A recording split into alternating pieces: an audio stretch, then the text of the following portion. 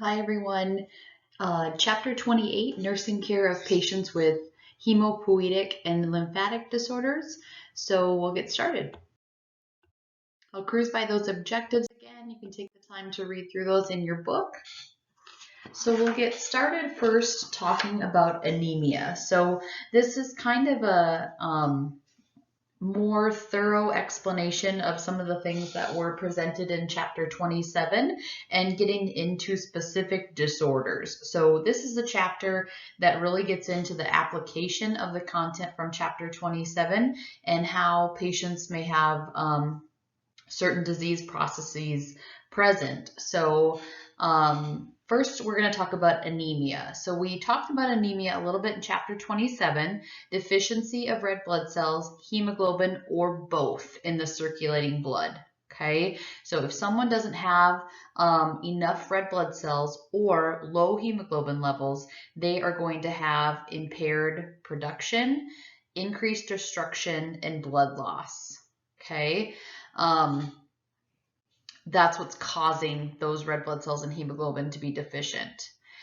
If red blood cell and hemoglobin levels are low, individuals are going to have a reduced capacity to carry oxygen to tissues. And that's so important, knowing that these patients that are anemic are also likely to be hypoxic, weak, short of breath. And we automatically sometimes think when we see those signs or symptoms that it's a respiratory um, system problem, but that's not always the case. So that's why blood work is so important. That's why blood work is drawn right away in the emergency room to evaluate if somebody's severely anemic, versus if they're having pneumonia and those types of things. So there's so many clinical things that we look at, but knowing that deficient red blood cells and deficient hemoglobin can definitely lead us down the path of anemia. So in looking at the illustration on this page in the upper right hand corner, you'll see normal, and that's red blood cells, versus anemic. Someone just doesn't have enough red blood cells. Okay. Anemia refers to a symptom or a condition secondary to another problem. So we know that anemia can happen in our elderly population just naturally because of aging. Anemia can also be a secondary problem related to other problems in our body.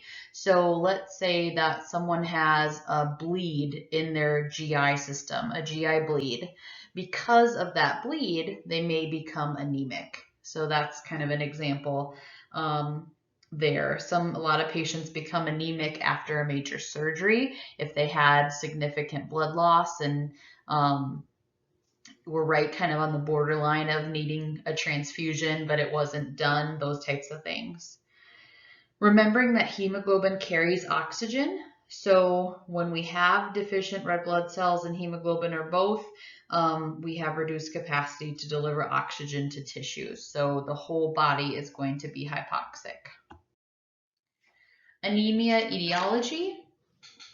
Dietary deficiencies can lead to anemia, so we need to make sure that our diet is high in iron, in folic acid, in vitamin B12.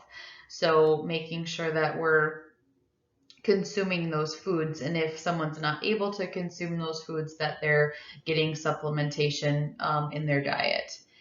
Hemolysis is destruction or lysis of red blood cells. So if red blood cells are being destroyed by the body, then that is going to cause someone to develop anemia.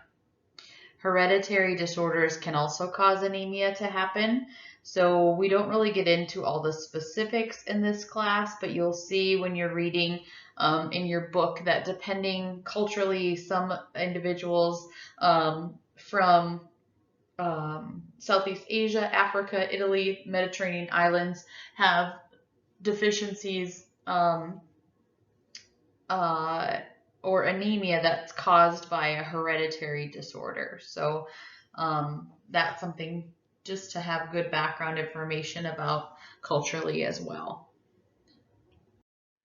Signs and symptoms for someone that's anemic. If you were just to walk into a patient's room, what you're going to look for are someone that looks pale or paler, okay? So if we're looking at the skin color up in the right-hand corner of this slide, you notice that that pallor is not only in the skin, but it's also in the mucous membranes.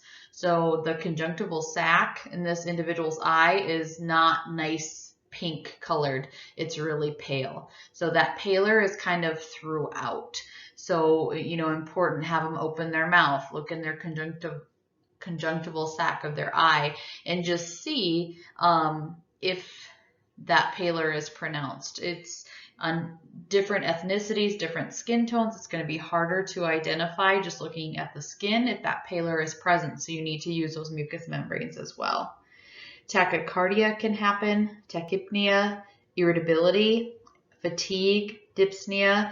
We note that irritability, fatigue, dyspnea, that's all going to be related to, and tachypnea, that's all going to be related to hypoxia and just not enough oxygen to go around. So the body's trying to compensate, and the body's reacting by being fatigued from not having good oxygenation and perfusion. All right, pernicious anemia. This is a type of anemia that's associated with lack of intrinsic factor in stomach secretions,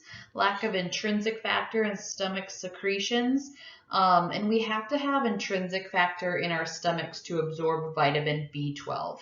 So we talked about vitamin B12 on the previous slide, how we need that in our diet. If we have this pernicious anemia, we don't have intrinsic factor in our stomach and we can't absorb vitamin B12. That causes us to become anemic. Patients that have pernicious anemia have low gastric acid levels. They may have numb hands and feet or a sore tongue. Iron deficiency anemia. Some individuals with iron deficiency anemia have mouth fissures, glossitis, and spoon-shaped nails. And we talked about spoon-shaped nails in chapter 27 as one of the things we can look for. And then thinking of individuals with iron deficiencies are going to have those abnormalities primarily in their mouth and their throat. Diagnosis of anemia. A CBC, or a complete blood count with microscopic examination. And microscopic examination is done because this helps determine the size, the color, and the shape of the red blood cells. The size, the color, and the shape of the red blood cells. We're going to talk about anemia here and different types continued. So realizing that knowing how many red blood cells are present is very important, but also knowing what kind of red blood cells are they? Are they normal? Are they irregular shaped? Those types of things. We could also, a patient could have a bone marrow analysis done to diagnose anemia, or test to determine source of bleeding. So this is very common that we see in patients on medical surgical floors that are anemic and it's a new finding. Usually if someone's anemic and it's a new finding, eventually they're going to end up getting an EGD or a colonoscopy to try to a scope of the upper GI and lower GI tract to try to determine if there's a source of bleeding that can be identified. Do they have a tear in their stomach from a stomach ulcer? Do they have diverticulitis in their large intestine that has broken through the bowel or things like that? So just things to think about. That's what we're going to see a lot when we have someone come that's anemic, that hasn't had a recent surgery or those types of things. And even with a recent surgery, sometimes what we'll see in our patients is if they have an area that wasn't cauterized completely, that's leaking or bleeding, that can cause anemia to happen in our post-surgical patients as well. Let's see here. Therapeutic interventions for anemia, we want to eliminate the cause. So if we know that someone has anemia because they just had surgery and they have an area around where the surgery was done that is still leaking blood, then they're going to go back to surgery and have that fixed. Or if they are having anemia because they have an ulcer in their stomach, then that ulcer is they're going to get medications to try to cure that ulcer in their stomach that's causing them to have bleeding and anemia. So dietary changes are also common. Going back to this previous slide, we talked about what's important in the diet. Supplements may be given, or transfusions of blood. And some individuals, especially older adults, and in specific situations that are anemic chronically, they have blood transfusions, on their own schedule of when they have to have them, just for their own kind of survival, and those types of things. So they'll come in, monthly, every 6 weeks, every 8 weeks, and get a transfusion. It just depends on the patient. Aplastic anemia is when the bone marrow does not produce adequate red blood cells. So when the bone marrow does not produce adequate red blood cells. And this causes can be congenital. It can be caused by exposure to toxins, and that's specifically usually when someone's working in an industrial setting and has exposure to chemicals, that can cause this to happen. Or chemotherapy can also cause aplastic anemia, so that's the bone marrow not producing adequate red blood cells. Signs and symptoms we'll see: weakness, fatigue, pallor, dyspnea, headache. So headache, something we didn't talk about previously. Ecchymosis, petechiae, flank bleeding, infection, and death. And so we talked about these types of symptoms in chapter 27. So making sure you're going back and looking at those things, remembering that those ecchymosis, flank bleeding, those types of things are something we have to do a really good assessment. And we're always concerned about bleeding because we're worried that not only that our client's anemic, but are their platelet levels sufficient where they can clot as well. So the picture on your screen here is ecchymosis, a discoloration of the skin resulting from bleeding underneath, typically caused by bruising. And this would, because of where this is located on the client, this would also classify under flank bleeding because it's bleeding we're seeing present in the flank region of the body. Aplastic anemia diagnosis is a CBC, specifically to look at red blood cell counts and hemoglobin levels. Bone marrow biopsy, that is the best, most effective diagnosis because it's a bone marrow issue, so bone marrow biopsy needs to be done. TIBC stands for total iron binding capacity and serum iron levels. And then overall just serum iron labs can be drawn. Treatment, treating the cause, colony stimulating factors to help get the bone marrow to produce those red blood cells. Steroids and a bone marrow transplant is usually kind of the most effective treatment. So that bone marrow biopsy is going to be the most definitive diagnosis because it's a bone marrow issue, and then a bone marrow transplant is the most effective treatment for this type of anemia, aplastic anemia. The next type of anemia we're going to talk about is sickle cell anemia.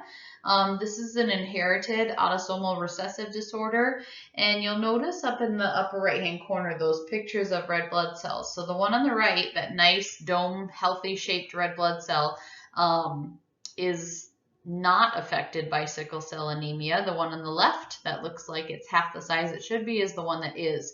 So when we talked previously about making sure that it's ordered not only to get a CBC, but a microscopic examination, that's what they're looking for, to see if the red blood cells are sickled or not.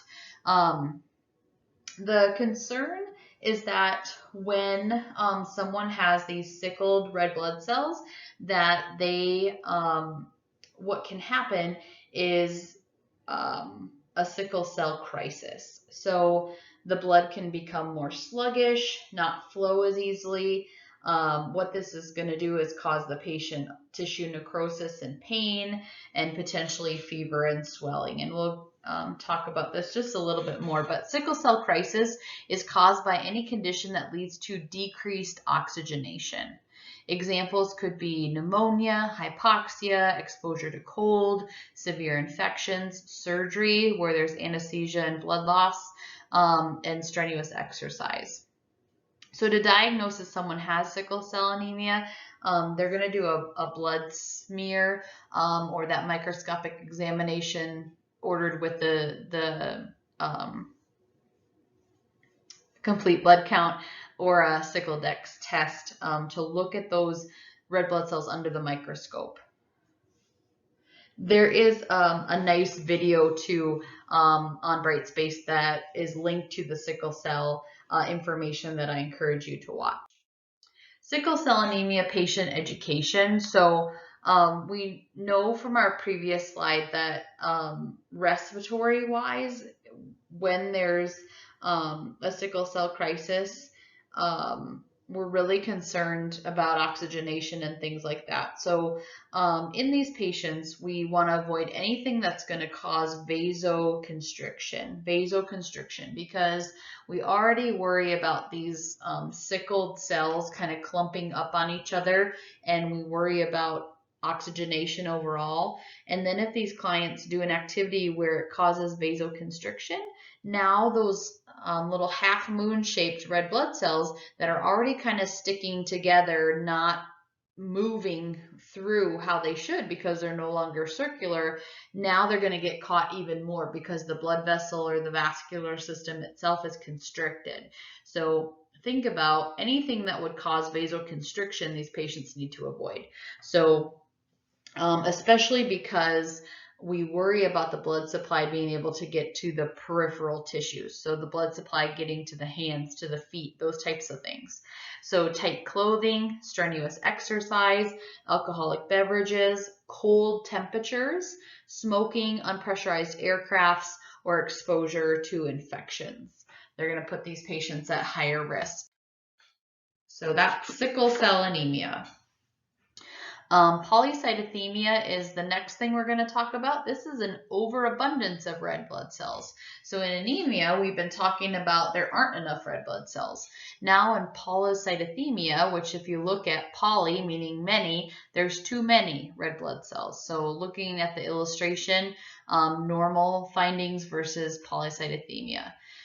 With this one is kind of nice. It really is just super straightforward. Makes sense, I think.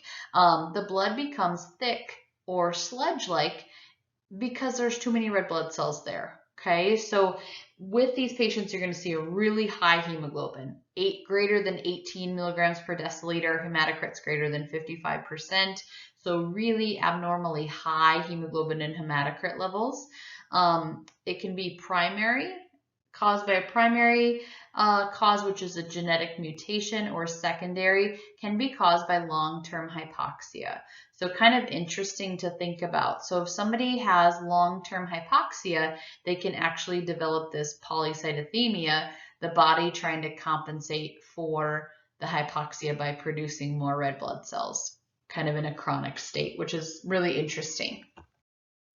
Signs and symptoms we might see are hypertension, visual changes, headache, vertigo, dizziness, tinnitus, bleeding, chest pain, dyspnea, dark flushed skin, and itching. So when we think of hypertension, why would these individuals have hypertension?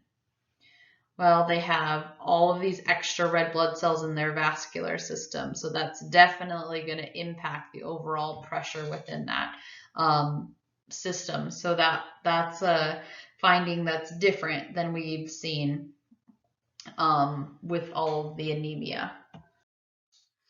Therapeutic interventions, a phlebotomy, so withdrawing blood that is then discarded, 350 to 500 milliliters every other day. So having blood withdrawn every other day. So that takes quite a commitment. Low dose aspirin, because aspirin is going to thin the blood a little bit, chemotherapy or radiation therapy.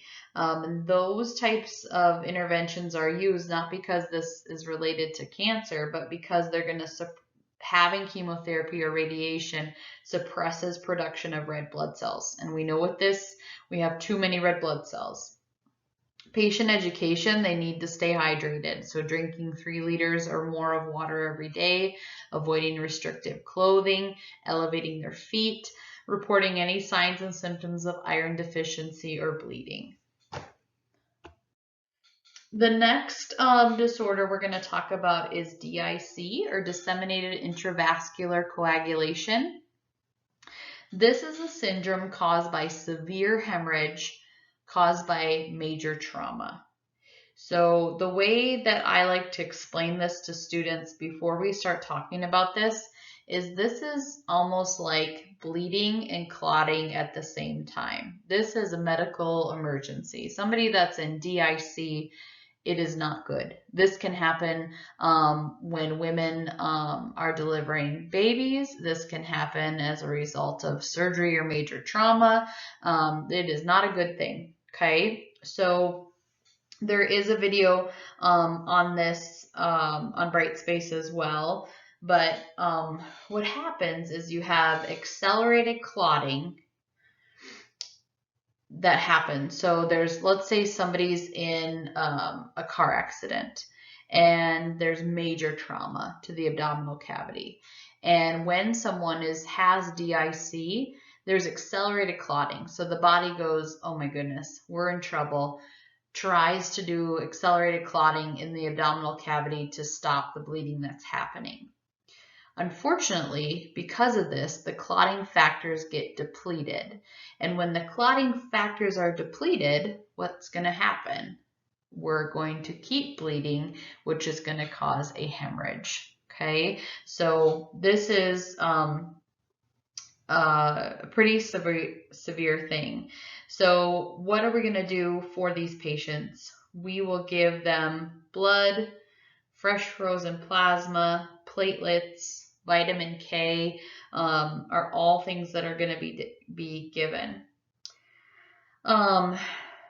So with this, the biggest concern with DIC as far as nursing care is recognizing if these clients have any continuous bleeding, teaching the patient and family what is going on during the time of crisis and why is this patient having to get blood and fresh frozen plasma and all those different types of things, because clotting factors have been completely depleted and they're now hemorrhaging. So if this patient isn't given supplemental blood, supplemental fresh frozen plasma to help with clotting, those types of things, they could bleed to death. The next one we're going to talk about is idiopathic thrombocytopenia purpura, or ITP. This is increased platelet destruction by the immune system, which causes risk for bleeding. Okay, platelets are destroyed by the immune system, and we know we need platelets to help clot. So if we don't have platelets, we're going to have risk for bleeding. The etiology is acute viral illness, so this can be secondary to rubella or chickenpox, hepatitis C or HIV, or immune system dysfunction.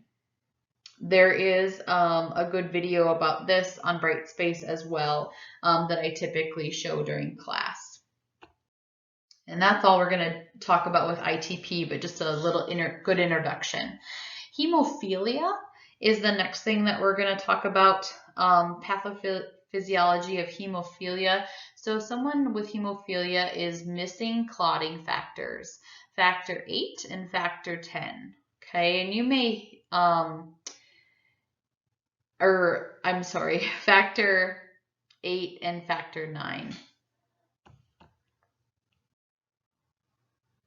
Sorry, I paused there for just a minute. Okay, factor 8 and factor 9 clotting factors.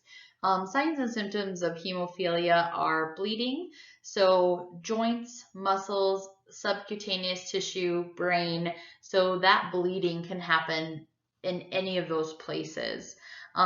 This type of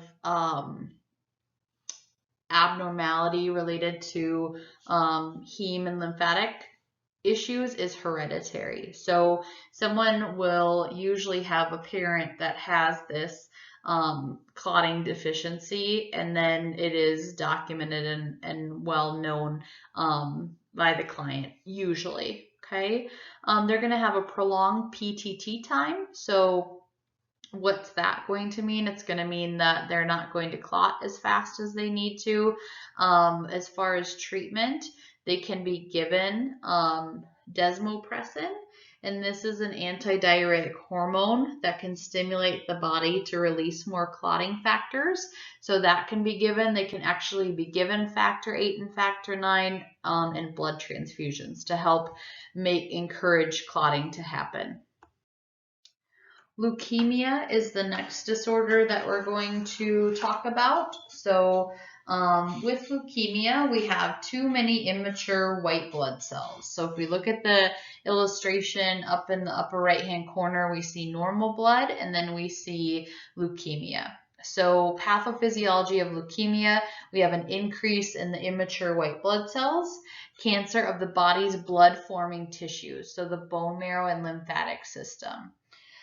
When we have immature white blood cells, our body's not going to be able to fight infections. So these individuals are at very high risk for being compromised from getting an infection that a healthy person could fight off with no problem. The etiology is unknown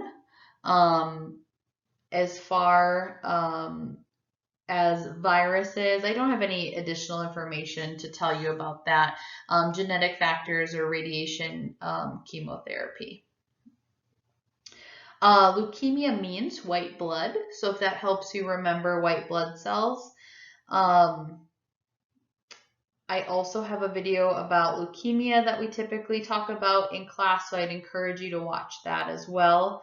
As far as diagnosing leukemia, so what we're going to do to diagnose it is provider will order a CBC to look at the white blood cell counts, and especially to look at the breakdown of the white blood cells, bone marrow aspiration, lumbar puncture, or a genetic analysis. So as far as therapeutic interventions, because of cancer of the body's blood-forming tissues, chemotherapy, radiation, bone marrow transplant. Peripheral blood stem cell transplants can also be used. And that's as deep as we're going to get into about leukemia, but just being familiar with all of these blood disorders. Multiple myeloma is cancer of plasma cells in bone marrow. So if you look at myeloma, it ends in OMA. A lot of times that gives us a good indication of cancer, so that helps you remember. Cancer of plasma cells in the bone marrow, tumors devour the bone tissue, and that leads to organ invasion. The etiology is unknown, but occupational exposures put us at greater risk. So these cancerous plasma cells weaken bone. So what we see commonly in individuals is not really awareness that they have this until they break a bone. So, until they are working or someone falls at home, and then this may be discovered. Something interesting, it typically affects men ages 50 to 70. And it has a 45% survival rate at 5 years. So I just find that really interesting. In class, the University of Iowa has a video about this that gives a little bit of more information. I'm not able to link that through Brightspace, but if you want to know more about multiple myeloma, there's a lot of good educational stuff out there if this interests you or you know someone that has it. But just remembering primarily what we talk about in this lecture and in your book. So signs and symptoms: bone pain, fever, malaise, spinal cord compression, fractures, hypercalcemia, and infection. Diagnosis and therapeutic interventions. Again, a bone marrow biopsy is going to be most helpful. Stem cell transplants can be used, steroids, chemotherapy, radiation. Bone marrow biopsy is going to be, as we've always talked about, the biopsy is always the most accurate choice, but it's also going to help determine the stage of the cancer. So that's something to think about as well. Hodgkin's disease is cancer of the lymph system, and with Hodgkin's disease, Sternberg cells are present. So if you look at the illustration here, normal lymphocytes versus Sternberg cells, and how much bigger and how different those look. So with Hodgkin's disease, the etiology is someone's predisposed to mononucleosis. There can be a genetic link, or it can be an immune dysfunction related to AIDS. With Hodgkin's disease, painless swollen lymph nodes are present. And so that can be kind of clinically what we see as nurses when these patients maybe come in and they haven't been diagnosed, or we're taking care of somebody that has Hodgkin's disease and we might notice these enlarged lymph nodes. So this is a pretty exaggerated picture, but if you notice the lymph nodes on this gentleman's right side of his neck and how enlarged those are, where the arrow is. The swollen lymph nodes could be through the lymph node system anywhere in the body. So if you think back to chapter 27, and there was an illustration towards the beginning that showed how the lymphatic duct system moves, vascularly throughout the body, kind of like the vascular system, realizing that these swollen lymph nodes, they might not just be in the neck. They could be in the patient's upper chest. And if you had swollen lymph nodes in your upper chest, think how that might make you cough, have dysphagia, potentially stridor, all of those types of things. Signs and symptoms, we talked about the painless swollen lymph node, and painless is kind of a key component. So it's not going to be painful when these are palpated, and the patient might not even notice it right away because it is painless. Pruritus, pain induced by alcohol, fever, night sweats, weight loss, or malaise. Late stages of Hodgkin's disease, edema of the face and neck, jaundice, nerve pain, or retroperitoneal node involvement. Spleen, liver, and bone involvement as well. So I'm going to slip to the next slide here. Diagnosis and treatment by a lymph node biopsy, and chemotherapy and radiation are often used. As far as staging with Hodgkin's disease, it is important to be aware of how it is staged. So stage 1 is a single lymph node or site. Stage 2 is 2 or more nodes on the same side of the diaphragm. Stage 3 is nodes on both sides of the diaphragm, and stage 4 is widely disseminated disease in organs or tissues. So your diaphragm is the big muscle that goes across under your respiratory system, between your respiratory and your abdominal system. So that's kind of when it talks about 2 or more nodes on the same side as the diaphragm. So that could be 2 nodes in the upper body versus stage 3, a node on both sides. So that could be a node in the upper and lower part of the body. Nursing care for individuals with Hodgkin's disease is aimed at comfort. So if they have night sweats, making sure their gown and bedding remain dry or they're changed frequently, promote good skin integrity, those types of things. Non-Hodgkin's lymphoma is lymphoma arising from B cells and T cells. There's no Reed-Sternberg cells.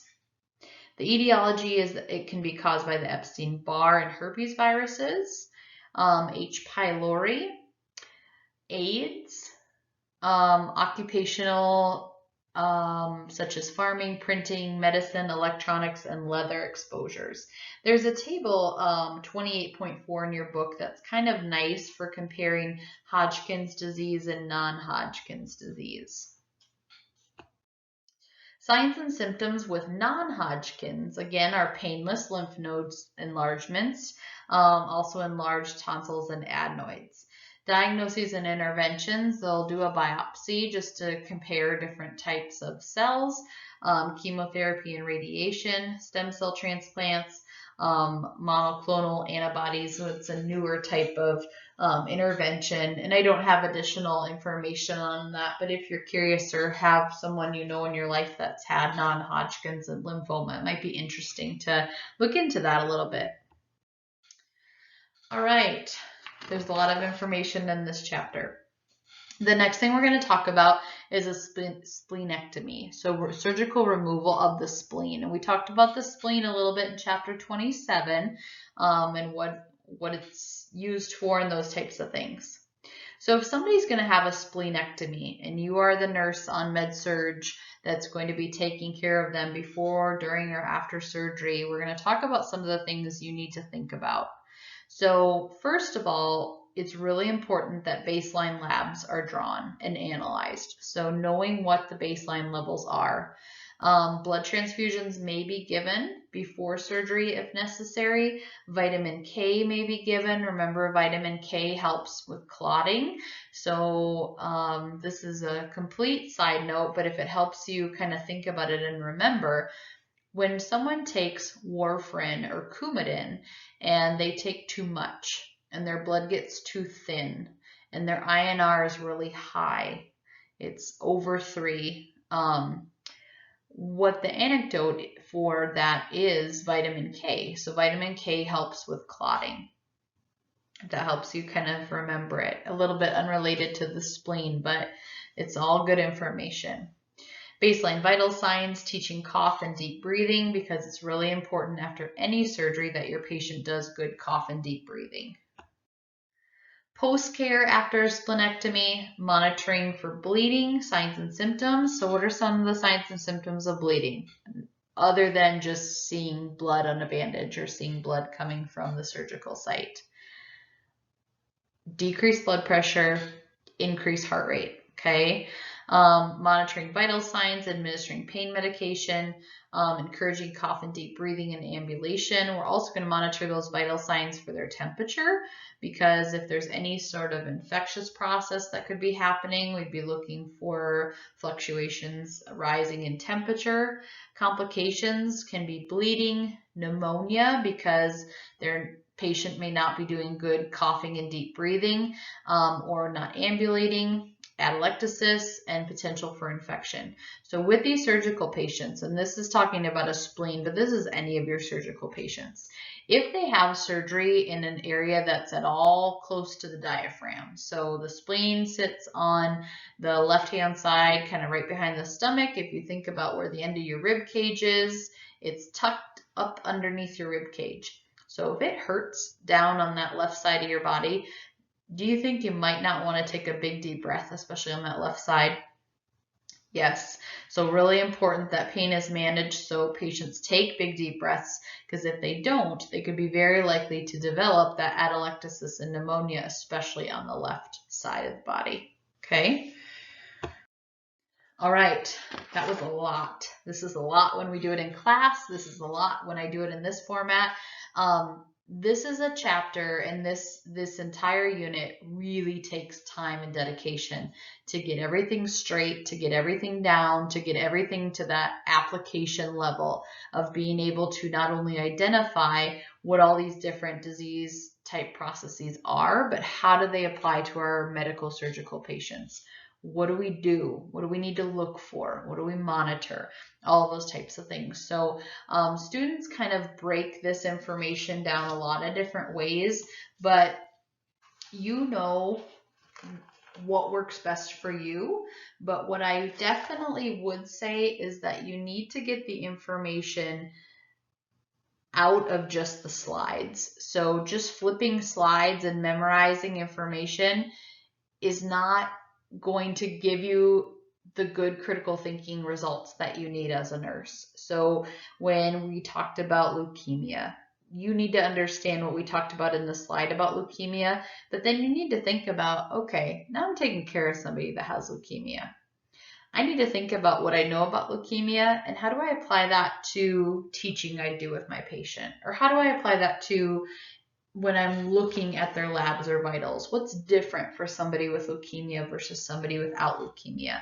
Those types of things. So I really want you to kind of force yourself to start studying in that format if you're not already, because you're going to need that level of thinking as a nurse, and you're also going to need that level of thinking in these medical surgical courses that you're in and you'll take in the fall. So please get started on this early. Please reach out to me if you have any questions, and thank you for listening.